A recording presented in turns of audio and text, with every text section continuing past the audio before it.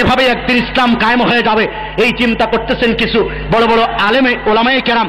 কেউ কেউ মনে করতেছেন সারা পৃথিবীর মানুষের মধ্যে যখন ঈমানের বুঝ পয়দা হয়ে যাবে তখন এমনি এমনি ইসলাম কায়েম হয়ে যাবে, আর কিচ্ছু করা লাগবে না। কেউ কেউ মনে করতেছেন যে আমি পীর সাহেব, বিরাট বড় পীর সাহেব, লক্ষ লক্ষ মুরিদ আমার, প্রতি বছর আমার মুরিদের সংখ্যা বাড়তেছে, এভাবে একদিন ইসলাম কায়েম হয়ে যাবে। কেউ কেউ মনে করতেছেন জিহাদকে ফাটায় ফেলাবো, দুনিয়ার সব শক্তিটা আমাদের হাতে, আমরা জিহাদকে দুনিয়াটারে উল্টায় ফেলাবো, এভাবে একদিন ইসলাম কায়েম হয়ে যাবে। আমি এই চার দলের কারোর সাথে একমত নই। বন্ধুরা আমার নবী, আপনার নবী সর্বকালের সর্বসেরা মানুষ। ইহুদির বাড়িতে শ্রমিকের কাজ করতেছেন। কিসের কাজ? শ্রমিকের কাজ করতেছেন।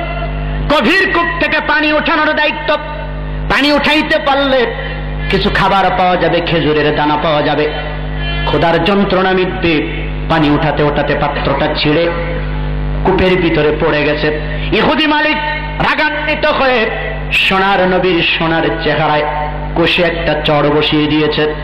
আল্লাহর নবী চটটা খাওয়ার পরে, আঘাত পাওয়ার পরে মনে হলো তিনি কষ্ট পান নাই, ব্যথা পান নাই।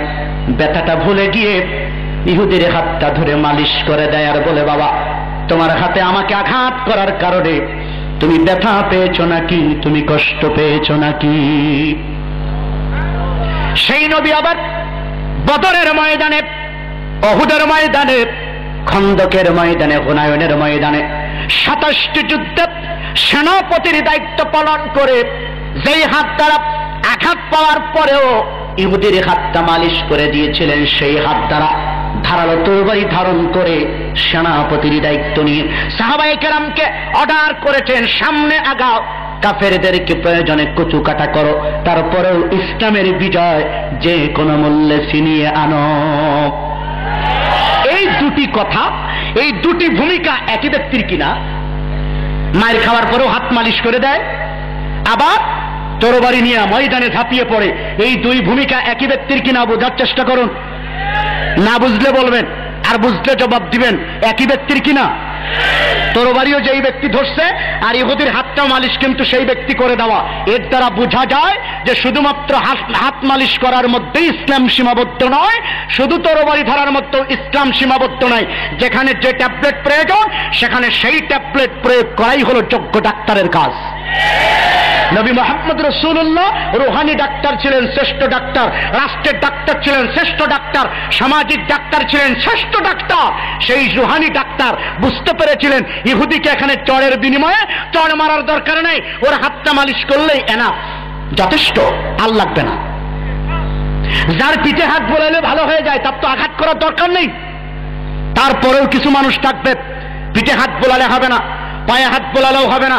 এরকম হাজার হাজার তাফসীর মাহফিল শোনার পরেও কিছু ঘাড় কাত, তারপরেও ইসলামের বিরোধিতা করবে। ওইটার ঘাড় সোজা হতে চায় না, ওই ঘাড় বাঁকা, যেটা এত কিছু বলার পরেও সোজা হয় না, ওইটার ঘাড়টা সোজা করার জন্য কিছু অ্যান্টিবায়োটিক লাগে, হায়ার অ্যান্টিবায়োটিক। বুঝুন তো, ঢাকায় আমরা বলি সাইজ মতো গজারি, যেটা এটাকে অ্যান্টিবায়োটিক বলি। সব রোগী তো একরকম না, সব রোগী একরকম। কিছু রোগী আছে প্যারাসিটামল দিলে জ্বর ভালো হয়ে যায়, কিছু জ্বর আছে যে প্যারাসিটামল দিলে যায় না, কট্টিম দেওয়া লাগে, কিছু আছে এইচ প্লাস দেওয়া লাগে, কিছু আছে ইনজেকশন দেওয়া লাগে, স্যালাইন দেওয়া লাগে, তারপরেও সারে না। সব রোগীর জ্বর কি একরকম? তো যে আহাম্মকেরা একই ট্যাবলেট দ্বারা সব রোগকে ভালো করতে চায়, সব জ্বরকে ভালো করতে চায়, এরা কি যোগ্য ডাক্তার? ঘটনাক্রমে আল্লাহর নবীর বিজয়ের কর্মসূচি 4টা। কয়টা? জোরে বলেন কয়টা? নাম্বার 1, প্রথম নাম্বার কর্মসূচি ইলম ও তারবিয়াত, জ্ঞান অর্জন, প্রশিক্ষণ। যা শিখছো আরেকজনকে শিখাও।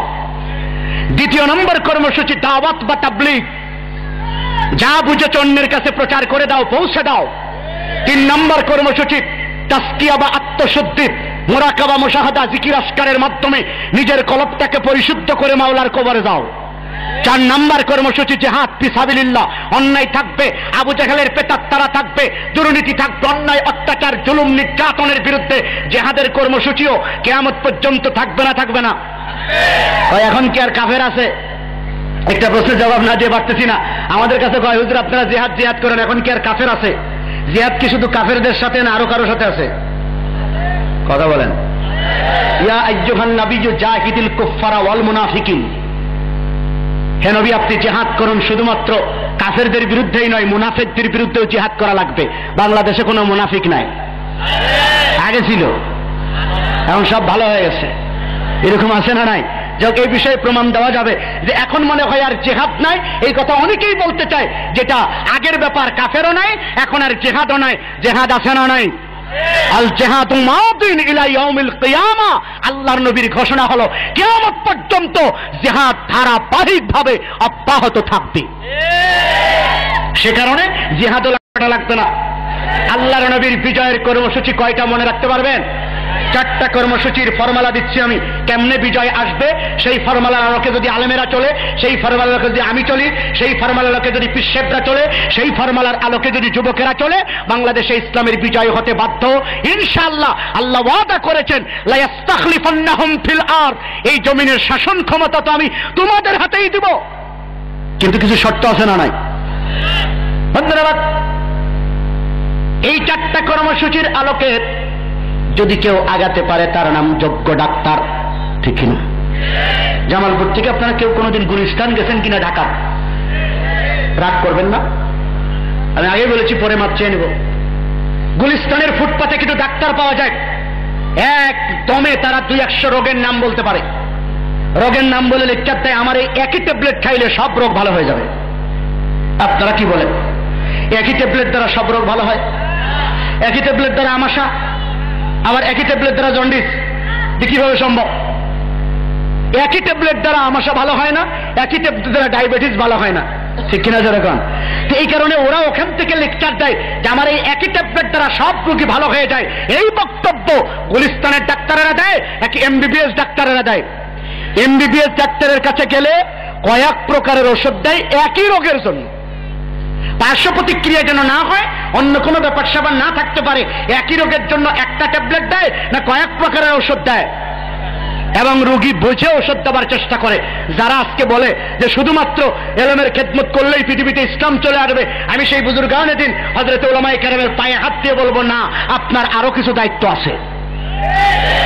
যারা মনে করেন গোটা পৃথিবীর মধ্যে তাবলীগের কাজ করতেছি, ইমানের বুঝ পায়দা হয়ে গেলে এমনি এমনি পৃথিবীতে ইসলাম কায়েম হয়ে যাবে, আর কিচ্ছু করা লাগবে না, আমি এই মুবাল্লিগের পায়ে হাত দিয়ে বলবো, আপনার আরো কিছু দায়িত্ব পালন করার আছে। যারা পিসব হয়েছেন তারা মনে করেন মুরিদি পীর মুরিদি করলেই, জিকির আজকার করলে এখন কলব লাফায়, ঠক ঠক করে, শব্দ হয়, নানা কিছু হয়, আর মনে হয় কিচ্ছু করা লাগবে না। আমি সেই পীর এবং পীরের মুরিদদের পায়ে হাত দিয়ে বলবো, আপনারও আরো কিছু দায়িত্ব আছে না নাই? যারা মনে করেন শুধু জিহাদ করলে, ইসলামী আন্দোলন করলে টুপিদারির দরকার নেই, জিকির আজকারের দরকার নেই, দাওয়াত ও তাবলীগের দরকার নেই, ইলম কালামের দরকার নেই, এমনি এমনি ফাটাফাটি অবস্থায় কি কন বোমা ফাটাইলেই দুনিয়াতে ইসলাম কায়েম হয়ে যাবে, এ জাতীয় চিন্তা চেতনা যাদের মধ্যে কাজ করে, আমি সেই ইসলামী আন্দোলনের অকুতভয় সৈনিকের পায়ে হাত দিয়ে বলবো, আপনারও আরো কিছু কাজ করা দরকার, ঠিক কিনা দরকার? যদি কেউ একটা নিয়ে পড়ে থাকে, যদি কেউ বলে শুধু একটা দিয়েই দুনিয়া জয় হয়ে যাবে, আমার সেই বক্তব্যটা গুলিস্তানের ডাক্তারের মতো মনে হয়। যদি গুলিস্তানের ডাক্তারের হাতে পড়ে, তাহলে ওই একই ট্যাবলেট দ্বারা সব রোগ যারা ভালো করতে চায়, এই গুলিস্তানের ডাক্তারের হাতে পড়লে আপনার রোগ তো ভালো হবেই না, পেট নষ্ট হওয়ার আশঙ্কা আছে, টাকাটা পাও। কথা বুঝে আসছে? আমরা কি গুলিস্তানের ডাক্তারের কাছে যাবো না এমবিবিএস ডাক্তারের কাছে যাবো? তবে আলহামদুলিল্লাহ, হতাশ করার জন্য কথা বলি নাই, আলহামদুলিল্লাহ বাংলাদেশে এমনও ডাক্তার, এমনও পীর, এমনও আলেম আছে না নাই যারা চতুর্মুখী কর্মসূচি পালন করে, যাদের মধ্যে এলেমের কর্মসূচি আছে, যাদের মধ্যে দাওয়াতের কর্মসূচি আছে, যাদের মধ্যে তাজকিয়া জিকির আজকারের কর্মসূচি আছে, যাদের মধ্যে জিহাদের কর্মসূচিও আছে। এরকম চতুর্মুখী কর্মসূচি ওয়ালা কোন আলেম, কোন পীর, কোন নেতা বাংলাদেশে 2-4 জন আছে না নাই? যদি ওইরকম কোন আলেম পেয়ে যান, ওইরকম কোন নেতা পেয়ে যান, ওইরকম কোন পীর পেয়ে যান, তার পিছনে আপনারা আনুগত্য করার চেষ্টা করুন, দেখবেন সমাজ সুস্থ হবে, জাতি সুস্থ হবে, রাষ্ট্র সুস্থ হবে, গোটা পৃথিবী সুস্থ হবে। ওই রকম নেতৃত্বের পিছনে যদি আমরা কাতার বাঁধতে পারি, ইসলামের বিজয় আজ হোক আর কাল হোক, টুডে টুমরো ইসলামের বিজয় আসতে বাধ্য। কিন্তু নেতা তলাশ করতে হবে।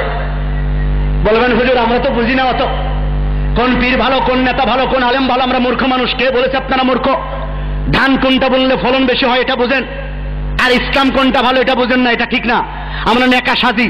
আর একটা কথা বলবো, আপনাদের এদিকে কি বলে 7 টাকার একটা লাউ, লাউয়ের দাম কত হইতে পারে? এরকমই তো 10-12 টাকা। ধরে নেন 20 টাকার একটা লাউ কিনতে গিয়ে লাউয়ের পিছন দিকটা চিমটায়া ক্ষত বিক্ষত করি, এটা কচি কিনা করে কিনা? 7 টাকার একটা লাউ কিনতে গিয়ে এত জাস্টিফাই, এত যাচাই বাছাই আপনি করতে পারেন, আর যেখানে আপনার জান্নাত জাহান্নামের প্রশ্ন, যেখানে আপনার জীবন মরণের প্রশ্ন, যেখানে অনন্তকাল সুখ আর শান্তির প্রশ্ন, সেই পীরকে ধরার ব্যাপারে, সে আলেমকে ধরার ব্যাপারে, ইমাম নিয়োগের ব্যাপারে আপনার কোনো ভূমিকা ওইরকম জাস্টিফাই চিন্তা ভাবনা থাকার দরকার আছে না নাই?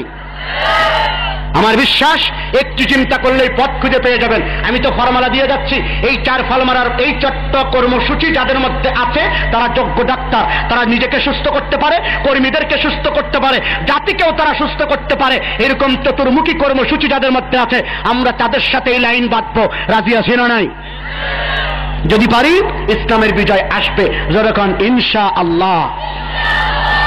ইসলামের বিজয় চাই কারা কারা? আল্লাহু আকবার। আল্লাহ তুমি কবুল করে নাও, মঞ্জুর করে নাও, জোরে বলেন আমিন। 2টি প্রেসক্রিপশন আমি দিব কর্মীদের উদ্দেশ্যে যারা হাত উঁচু করলেন, বিজয়ের বাসনা যাদের মধ্যে আছে। কিন্তু এই কথা বলতে গেলে অনেকে আমাদেরকে নানা ভাষায় ট্রিট করে, নানা ভাষায় আমাদেরকে হিসাব কিতাব করতে চায়। আমরা একটু জোরে কথা বললেই আমাদেরকে উগ্রবাদ বলা হয়, আমাদেরকে জঙ্গিবাদ বলা হয়, আমাদেরকে ফতোয়াবাজ বলা হয়। আল্লাহ আমাদেরকে হেফাজত করেছেন, চিৎকার করে কোন আলহামদুলিল্লাহ। জামালপুরে আছে কিনা আমি জানি না, আমি প্রমাণ দেওয়ার চেষ্টা করছি। দৈনিক তো আর জামালপুর আসা হবে না, জাতীয় আন্তর্জাতিক গুরুত্বপূর্ণ কিছু প্রশ্নের মুখোমুখি আমাদের কর্মীদেরকে ফেলা হয়, আমাদের টুপিওয়ালা দাড়িওয়ালাদেরকে ফেলা হয়, আমাদেরকে জঙ্গিবাদ বলে গালি দেওয়া হয়েছে। 37টা বছর এই গালি আমরা শুনেছি।